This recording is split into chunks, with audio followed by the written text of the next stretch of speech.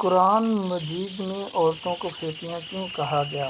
قرآن پاک میں بیویوں کو کھیتیاں کیوں کہا گیا؟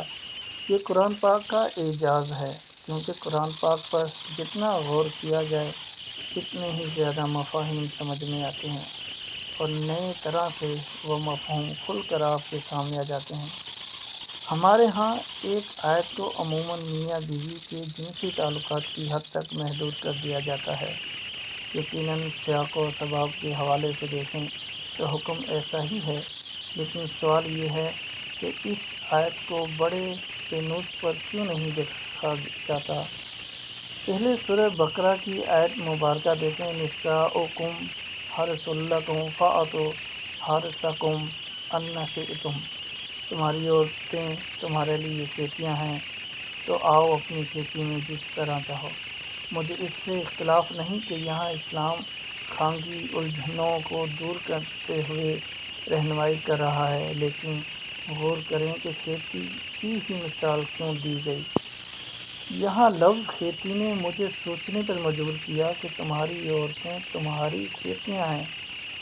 زیادہ تر علماء یہاں کھیتی کی مثال کو اولاد سے تعبیر کرتے ہیں۔ یہ درست ہے کہ نسل انسانی کا فروغ یعنی اولاد کا فروغ عورت سے ہی ہے۔ جس طرح بیج بونے پر کھیتی اناج یا پھل دیتی ہے، اسی سے کھیتی میں اضافہ ہوتا ہے، یا یوں کہا جائے کہ اس سے کھیتی کی نسل پروان چڑھتی ہے۔ بالکل ایسے ہی انسانی نسل کا تعلق عورت سے جڑا ہے، یعنی عورت ہی اولاد کو جنم دیتی ہے اور عورت کی وجہ سے انسان کی نسل آگے بڑھتی ہے، اس میں اضافہ ہوتا ہے۔ اب دوسرا رخ دیکھیں، آپ کسان ہیں، آپ کے پاس زمین ہے، مگر آپ اس پر توجہ نہیں دیتے، اس کی بڑھوتری کے لیے پیسے خرچ نہیں کرتے، اسے وقت نہیں دیتے، اس سے محبت نہیں کرتے، اپنا آرام و سکون قربان کر کے اس کی خدمت نہیں کرتے، اسے ہرا بھرا بنانے کے لیے اپنے آپ کو بھول نہیں جاتے، اس کی طرف آنے والے سور اور دیگر جانوروں سے اس کی حفاظت نہیں کرتے، اسے دوسروں کی گزرگاہ بنانے سے بچانے کے لیے کوشش نہیں کرتے، اسے اس کے مزاج کے مطابق کم یا زیادہ دھوپ سے نہیں بچاتے، اسے اس کی ضرورت کا پانی مہیا نہیں کرتے، تو کیا ہوگا؟ کھیتی سوکھ جائے گی، اجڑ جائے گی، آپ کو اس کا فائدہ نہیں ہوگا، پھل اناج نہیں ملے گا اور آپ اس کو تباہ کر بیٹھیں گے۔ یہاں یہ سب صرف ایک لفظ کھیتی میں چھپا ہوا ہے۔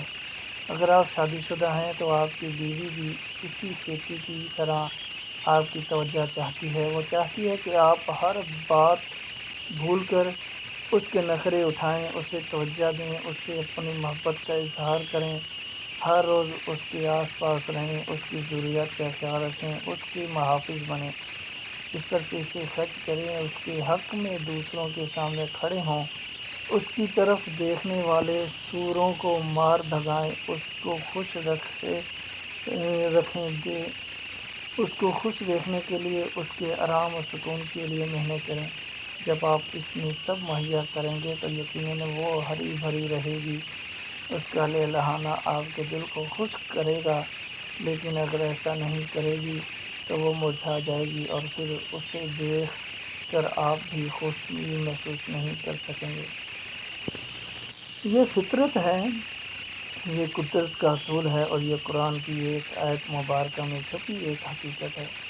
اپنی بیگم کو توجہ دیں، عزت دیں، روزانہ کی بنیاد پر اسے وقت دیں، اس کی ضروریات کو فوراً پورا کریں۔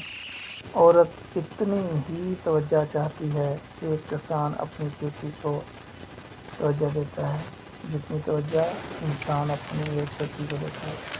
اس آیت کا صرف ایک لفظ ہی اتنا وسیع مفہوم رکھتا ہے کہ مجھے جیسا انسان پڑھ کر دھنگ رہ جاتا ہے تو دوسری آیتوں کا کیا عالم ہوگا۔